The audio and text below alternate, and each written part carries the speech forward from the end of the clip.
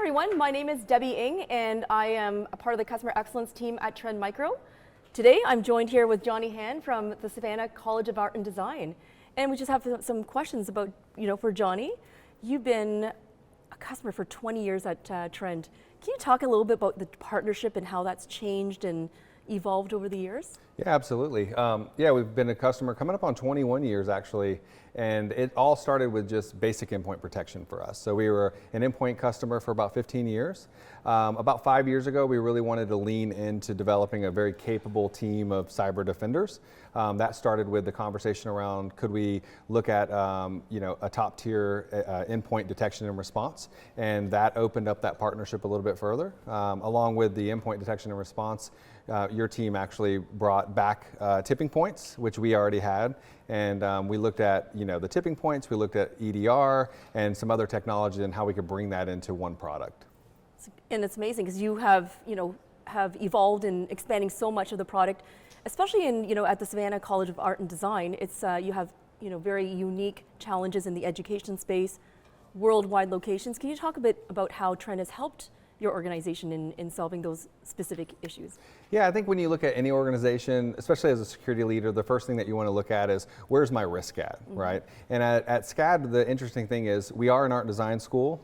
We operate and kind of think more like a Fortune 100 or a Fortune 500 company. So we have an international campus, we have a campus in Lacoste, France, we have a very large international student population, and then of course multiple campuses around the United States. So our demographic students look a lot different, and that certainly plays into the risk profile. And so as we look across, just where's our risk, where are our students coming from, and where's the type of traffic that we're using, that certainly presents an opportunity to look a little different than maybe a typical university would. And with such a global population, how is, you're now using Vision One with the ASRM, how is that helping you to manage all this risk and get more visibility? Yeah, it just comes back to having a layer of visibility that you don't typically have. There's a lot of risk products out there. I mean, if we're being honest, there's a lot of tools. Everyone kind of uses that terminology or the buzzword around it, so there's a lot of vendors doing it. But because we have so much of the telemetry data from Trend's products and our portfolio of services coming back into Vision One, when we do look at that executive dashboard and the risk management profile, I get a very honest look at where we're at, and then I can baseline it against the organization. So it's really, for me as a leader, it's my daily checking, right? I check in, I look at our risk profile, I look what changed, I look at what's coming down the pipeline, and then of course what emerging threats that we're seeing. Incredible. And you're also working a lot with our Service One team. Yep. Can you talk a bit more about how that's helping you to manage your day-to-day, or at least be efficient and get more visibility?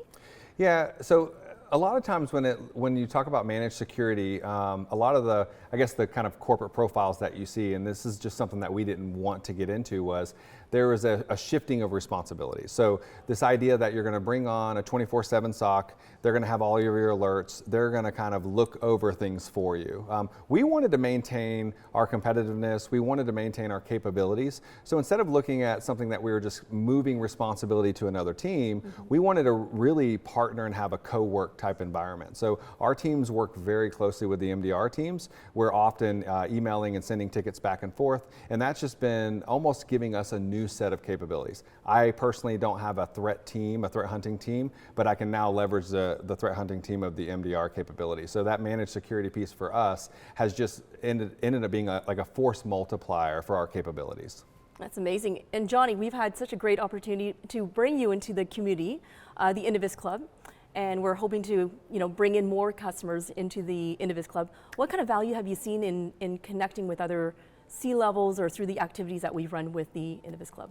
Yeah, one of the great things to me about the Inovis Club has, I feel like you guys are facilitators, right? Oftentimes with a lot of vendors, there's kind of like the idea that we have preferred customer clubs and these kind of things. With the Inovis Club, what's been really nice is we get peer-to-peer communication, the opportunity. So if there's like verticals or even unlike verticals, some of the roundtable discussions that we've had have been extremely valuable, and there's always follow-on conversation. There's an opportunity to be really honest and kind of vulnerable about where you are as an organization and the challenges that you face, that you don't always get to have that conversation outside of your organization. So that's been a big value for me. I like the honesty, I like the transparency, and the opportunity to look at other leaders that are maybe doing stuff a little different than we are. Johnny, thank you so much for your time and always sharing and helping others to do better in security. So thank you so much. Thank you for having me.